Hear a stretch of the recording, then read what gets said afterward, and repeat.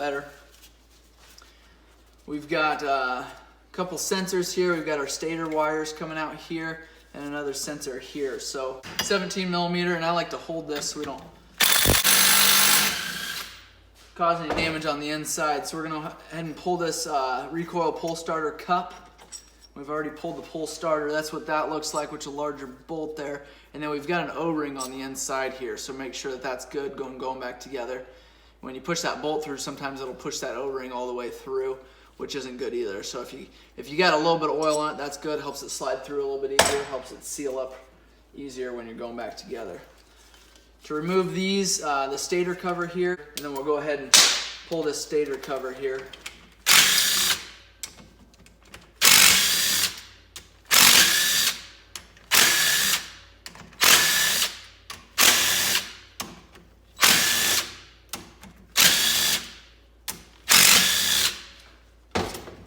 Starter sits behind here, so we're going to come up with our starter bolts.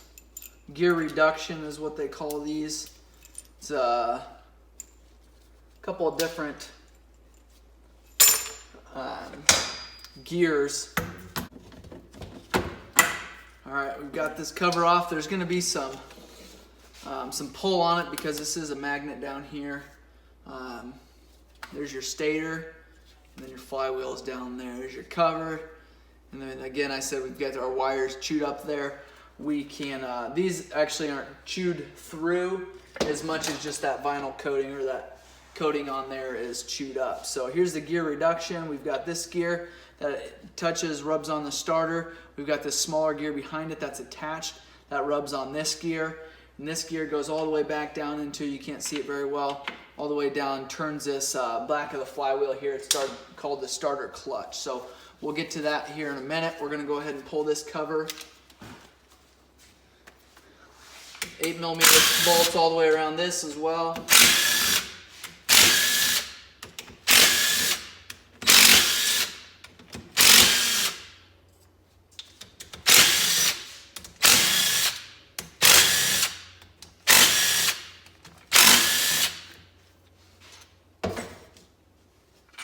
Alright, now this cover should be ready to come off. I'm going to pull these sensors now.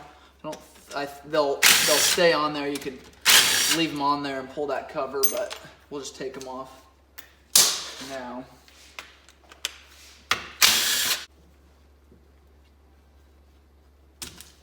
Got an O-ring sealing that one there. Sometimes we got O-rings sealing it like this. We had a couple on the cylinder head. It a little bit of a challenge pulling them off as those seals get dry in there. There we go. Now that shaft's gonna stay. There's our transmission there.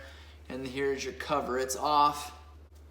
Now we're ready to tear into some of these gears. We've got our gear reduction. The rest of our gear reduction here. Again, this goes back to this flywheel. You can see that this spins. Like this spins separate from the flywheel. And then when the starters turn over, it'll take this flywheel, turn this crank over, causing that motor to start. So if you got problems with it starting, a lot of times maybe you'll just hear the starter turning over but your motor not turning over. Could potentially be one of those gears from the gear reduction, or it could be this starter clutch went bad and is just spinning freely without it catching like it would be if you're spinning it that way. And pull some of the gears out here. This gear goes all the way through, so it's a very long shaft there. This gear pops off. We've got our shift drum here, shift forks here, 2 forks, shift drum. We might need to pull the detent down there first.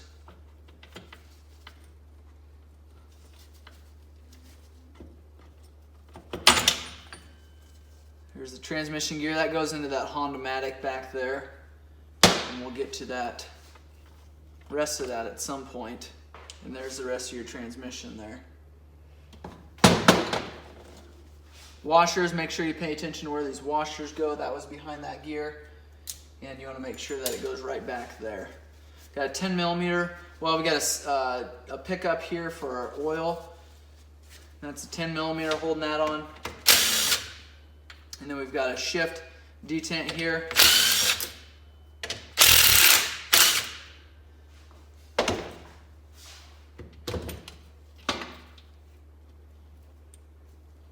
I'll show you how to line those up when we go back together. Here's your shifter shaft. That goes all the way through. So it's another long one. So there's your shift shaft there, there's a line on it, and then you want to line it up with that line there. So a lot of times when you're shifting, it's going to be somewhere down here, but when it comes back into the right spot, I hope that you can see that there, you want it to line up with this line here, is going to line up with that line there. So you can see when it's in that position, that's exactly where it needs to be. That way when you shift, or I guess this one's electric shift, so when it shifts, it'll turn that, like reverse, it'll just reverse, you don't have as far to go, so you just turn that, and you're in the reverse position. So that's the shift mechanism on this model.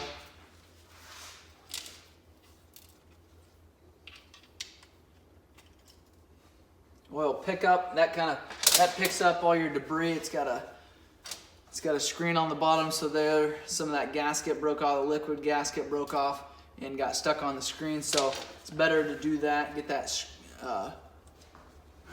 screen there so it does not go through your oil pump. We've got this screen down here as well. Then we'll go ahead and remove this flywheel. All right, we've got our flywheel puller here. This one's an M20 1.5 right hand. So you just go ahead and screw that in there. It looks like a regular bolt, metric bolt, but you want to make sure that you don't use a regular bolt.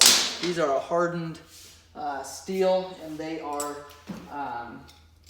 if you use a regular bolt, it can completely destroy your bolt, which in return would destroy the threads on your flywheel. So go ahead and turn that regular thread so it's clockwise to tighten it up. And that just pushes that off of the crankshaft, and there's your flywheel off there.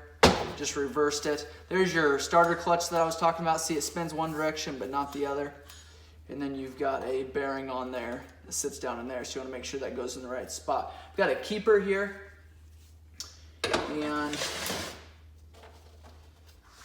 to get that keeper out, what you can do is take a small screwdriver and just kind of tap on it to lift that out of there. If it doesn't come like that, you want to make sure whatever you use to tap it out of there, it's not going to damage that crankshaft. So you don't ever want to use a chisel or something that's going to damage that crankshaft there. And then you've got a washer here that sometimes, this is actually what would hold you on. It would probably touch that keeper there and not allow you to split that case completely. So